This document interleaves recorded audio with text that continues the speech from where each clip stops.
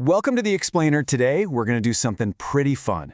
We are putting a microscopic lens on a single, incredibly brief piece of digital text. We're talking about an artifact that is literally just 16 words long. Now, I know what you're probably thinking.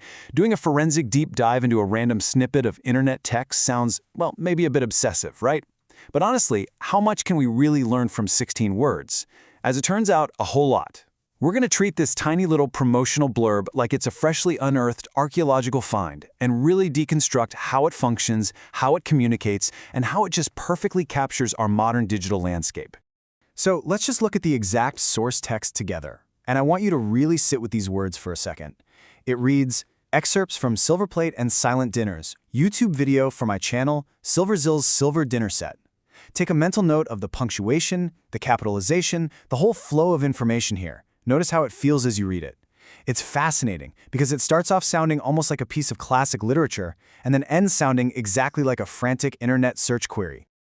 All right, part one, the functional breakdown. Let's look at the structure. To really appreciate what's going on here, we're going to follow a logical flow. Basically, we'll stretch out the structural anatomy of this snippet in 3 quick steps. Step 1, we isolate that super evocative title that hooks you. Step 2, we identify the digital platform and the specific messenger. And then step 3, we reveal the actual physical subject that anchors this whole promotion. Moving right along to part 2, the evocative title. I mean, just notice the sheer atmosphere created by these 6 words before we even know what's actually being promoted. Silver Plate and Silent Dinners. Doesn't that sound like an indie film or maybe a moody, gothic novel? It instantly establishes this sense of elegance, a little hint of mystery, and a very specific aesthetic tone. It's not screaming, hey, buy this product or watch my vlog.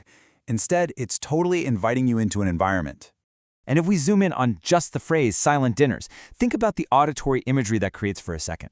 I mean, a dinner setting is usually all about conversation, laughter, glasses clinking, right? By taking the visual weight of a silver plate and explicitly pairing it with the stark, quiet reality of silent dinners, the author creates this really compelling tension. You immediately wonder, why is the dinner silent? Is it an awkward silence? A peaceful one? Is it just super formal and rigid?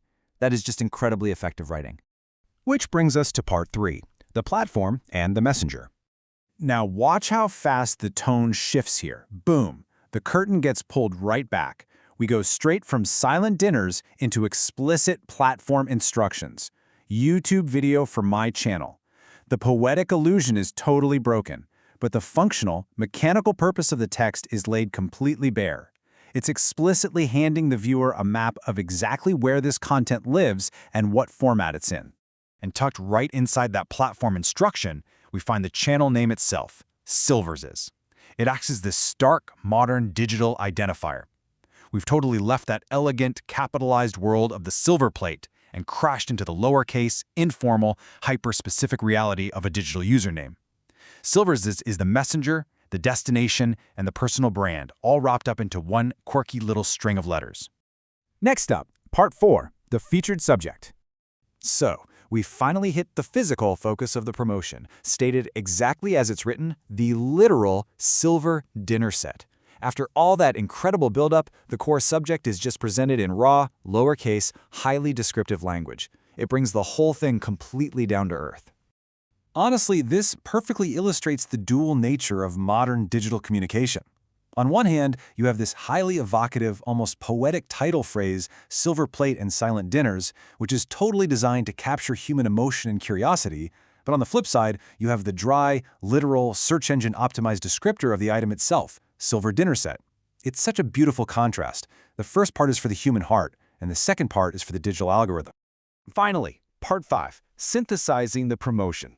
Let's pull it all together.